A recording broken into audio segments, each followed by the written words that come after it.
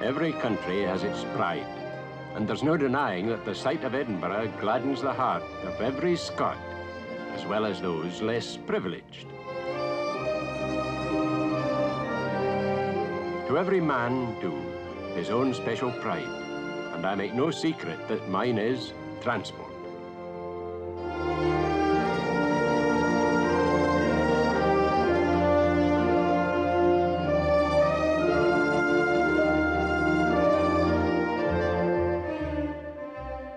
I run a transport depot in Scotland. She's a land of many contrasts, and a transport worker, by the nature of his work, is well placed to see all sides of it.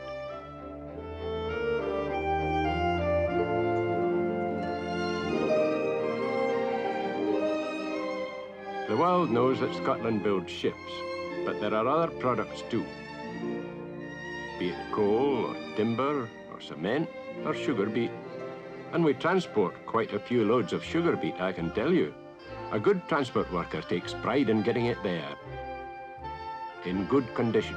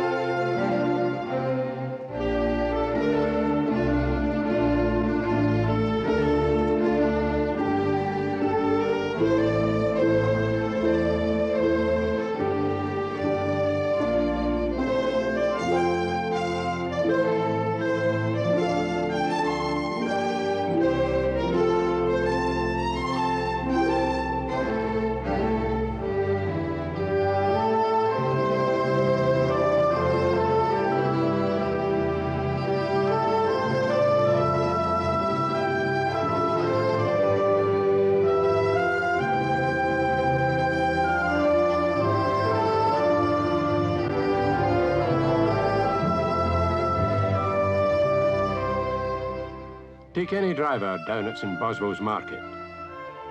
Sometimes there's as many as 4,000 to 5,000 head of sheep to handle after the sales. Fortunately, some of the drivers are ex-ploughmen.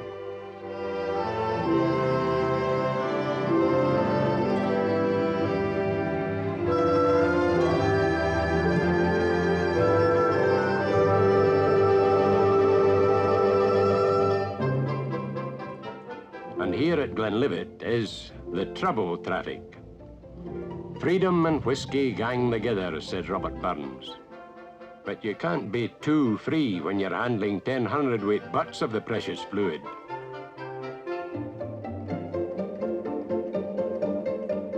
A good sheepshank knot equal to the purchase of 4 men. It may go against the grain, but all you'll be getting this trip is a sniff. It's all for export. All timed just nicely to catch the boat. The policeman need be nothing but your friend. He knows Perth, for example, better than the driver does. So use him. He's there to help.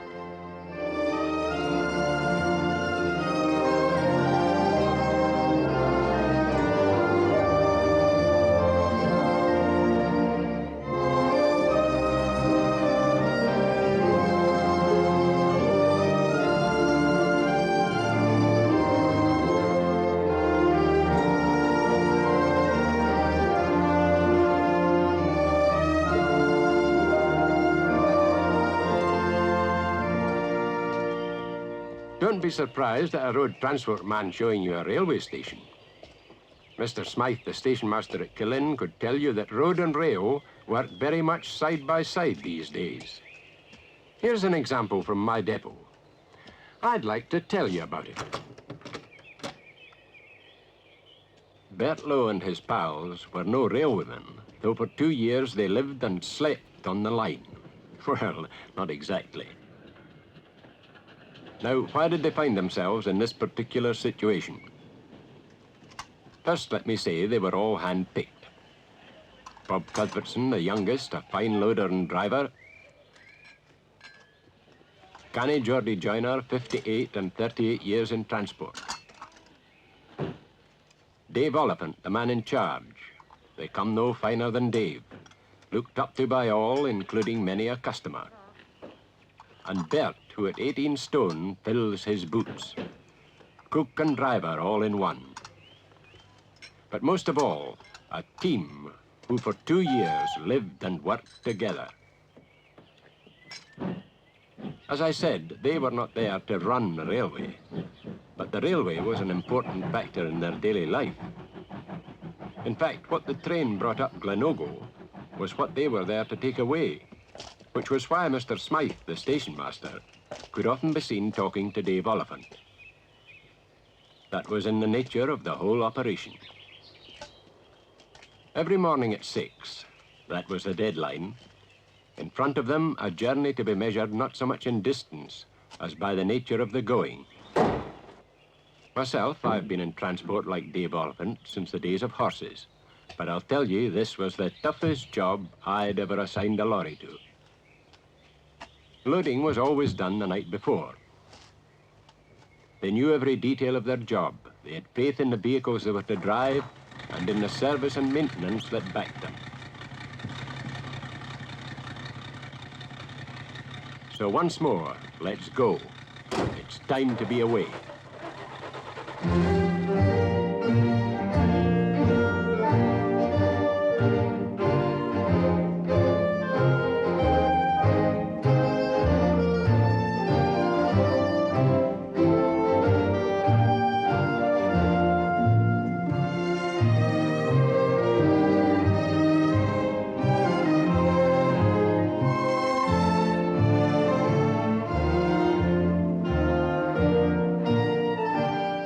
Only 22 miles distance, but with 7.5 tons of cement aboard, the route placed tremendous strain on gears and brakes, and on men.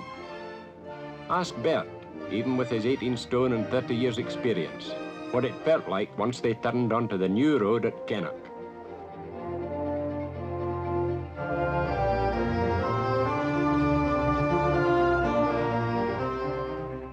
The road had been specially built, but without much thought for the vehicles that would be using it. Still, it was a road, and Scotland needs them. This one, when the job was done, would be taken over by the council, for it linked Glenlochy with Glenlyon.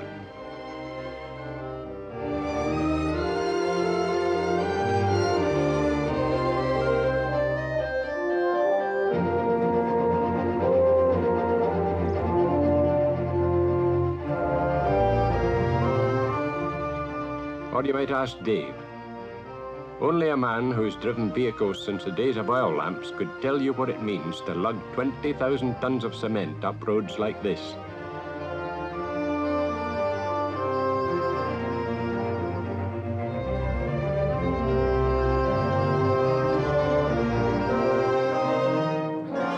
This is country where nature, for all her savage beauty, can play a dirty trick or two.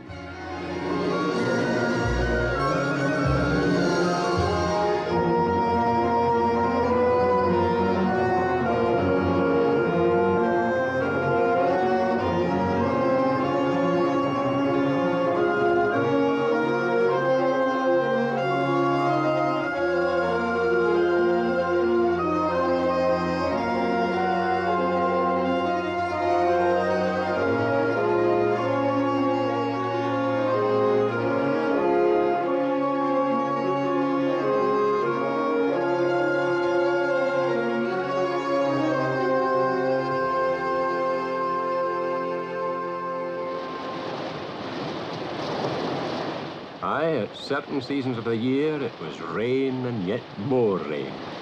And this country was well designed to catch it. That river can rise 6 feet in as many hours.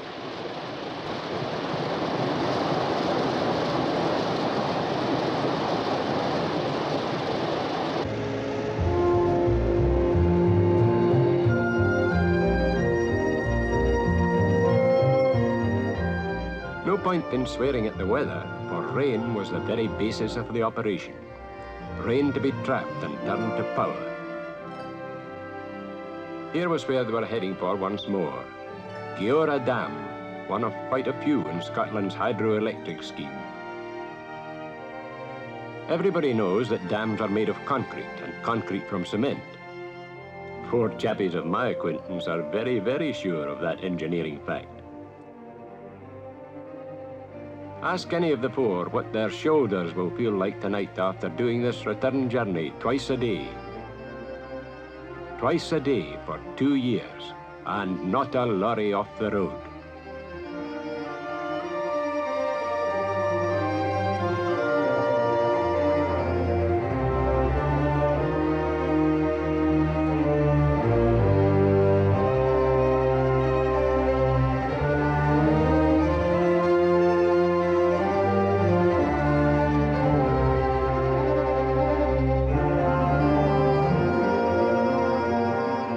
They had plenty of time to ponder the natural beauties of their country, but up here only a fool would take his eyes off the road for long.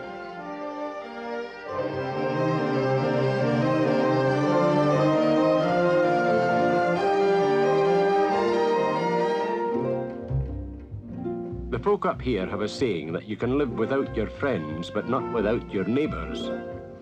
More or less the same prevails, it has to, with those who work here. These fellows we got to know well, using a fast-dying skill to help the hydroelectric fit into the landscape.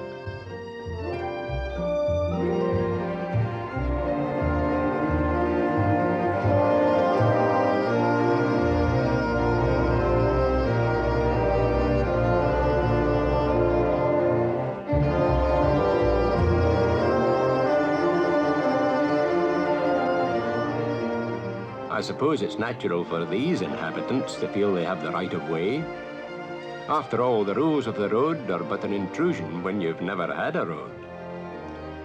Norman Douglas, head shepherd of the Megarney estate, should be glad though. Nigh on 70, he's been in the habit of walking 20 to 25 miles a day on his own 2 legs.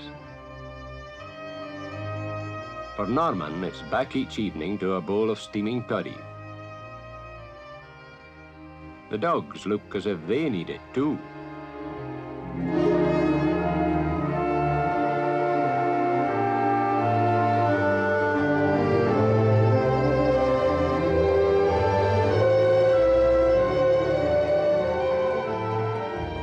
And now they're almost there. But the last approach to Geora is no place to get excited. It's a bad stretch.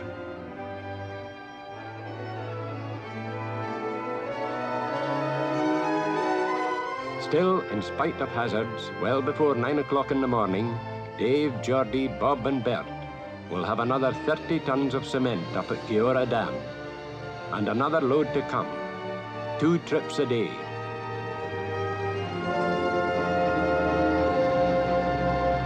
$20,000 tons were carried at 7.5 tons per lorry per trip.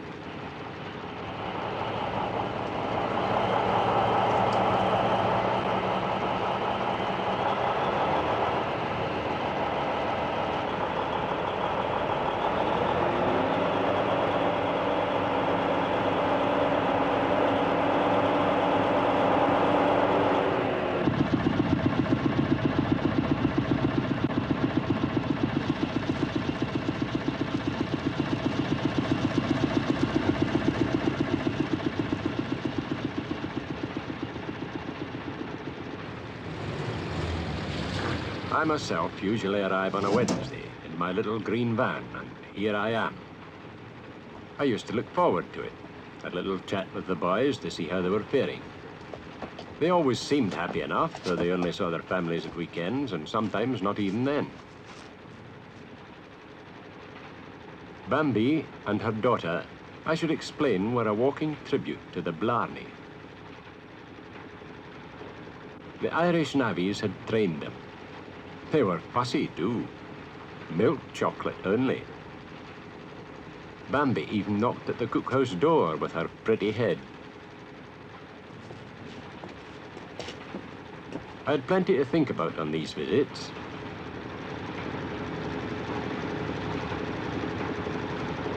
When you see an 8-wheeler, for example, taking tunnel rails down a gradient of 1 in 4, brings home to you the hard realities of what a vehicle has to put up with under conditions like these.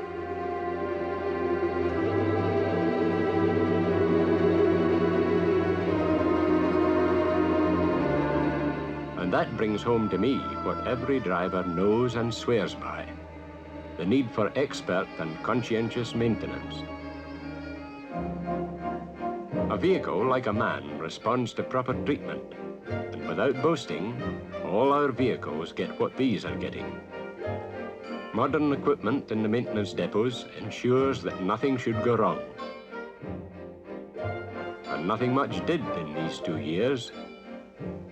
Each weekend, half the vehicles concerned were greased, washed, and most important, the brakes adjusted. Transport brings enough problems when you're mobile. It's stupid to add to them with unnecessary breakdowns. Problems like this, for example.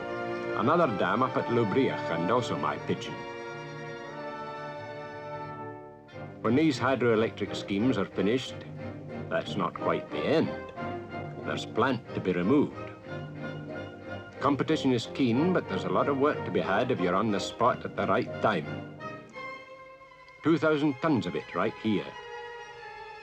A hefty job which we discharge to the entire satisfaction of the customer.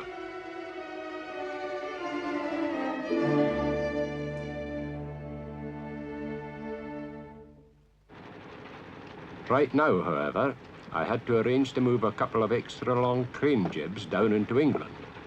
And the special trailer I wanted was somewhere else. That's the time to call on the organisation that lies behind you. Must get a long trailer out of the traffic people at Dundee.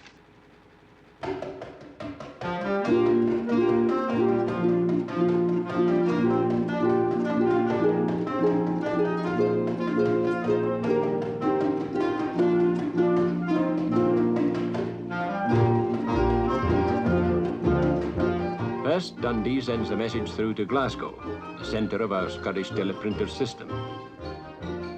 Every message in and out of Scotland goes through here.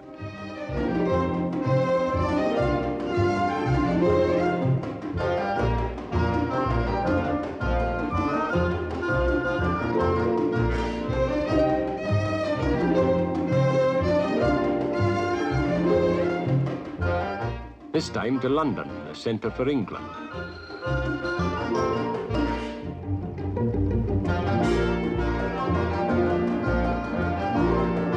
It may surprise you, but it's quicker and cheaper than the telephone.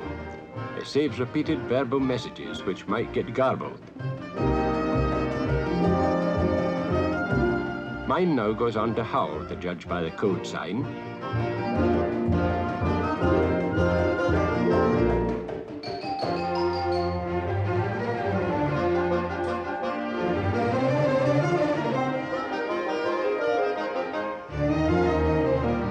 Very little time, my urgent request emerges in readable typescript in Scunthorpe, where the vehicle I wanted was lying. A 45-foot, 10-ton trailer, with or without unit. And at Scunthorpe, they can best decide how they can get the vehicle to the Scottish division by the date I wanted it. There aren't many of their kind, hence the need for a system that promptly puts it on call.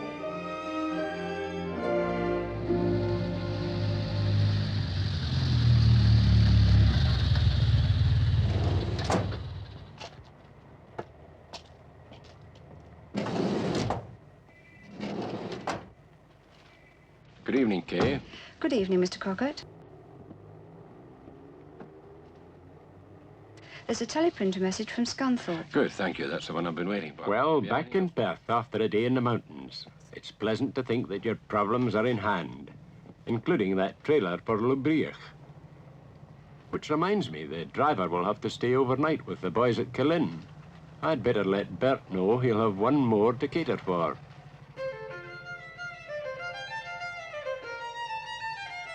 Not that I need have worried. It's the end of another hard day for the boys, or not quite. Each evening there's still another job to do ready for the morning. A small item of loading 4 lorries with 30 tons of cement.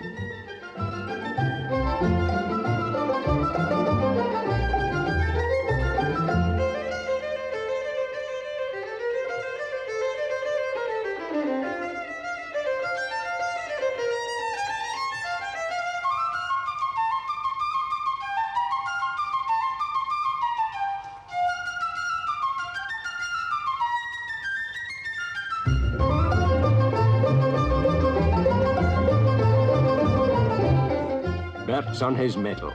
He has the evening meal to cook. What's more, he does it on top of his share of the loading.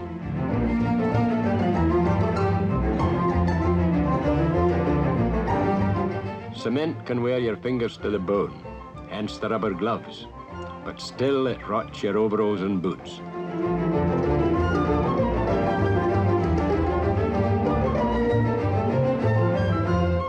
The proof of any pudding is in the eating, and good driver though Bert may be, he wouldn't have lasted long as a cook if he hadn't dished out the goods, which he did, so long as you agreed that custard was his masterpiece.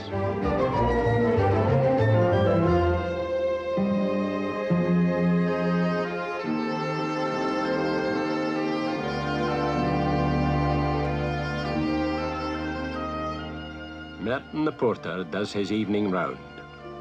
But during the 2 years that the boys were there, life didn't end at that. In fact, it was just beginning. There's not much distraction at Cullen of an evening, so the secret is to make a ceremony of what's left to you. Not exactly dressing for dinner, but it looks precious like it.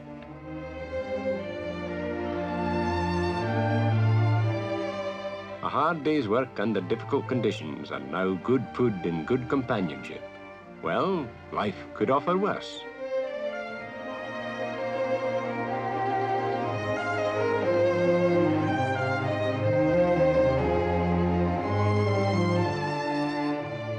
The amount of steak those boys consumed is nobody's business.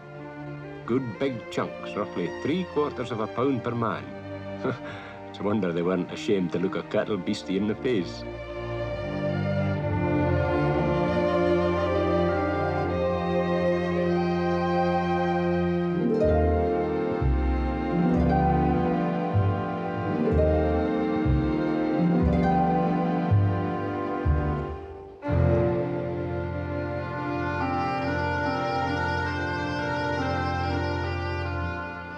And when the meal is over, what better than a little recreation?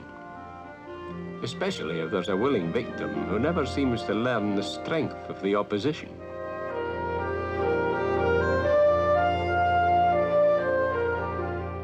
Clear the way, we have a visitor. We may be living in the wilds, but we know how to treat a guest.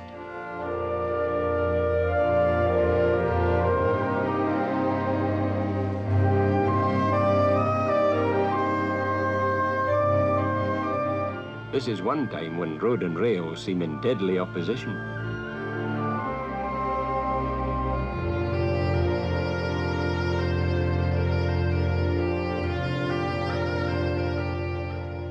But believe me, in all ways that matter, road and rail together did a nice little job way up there at Cullen.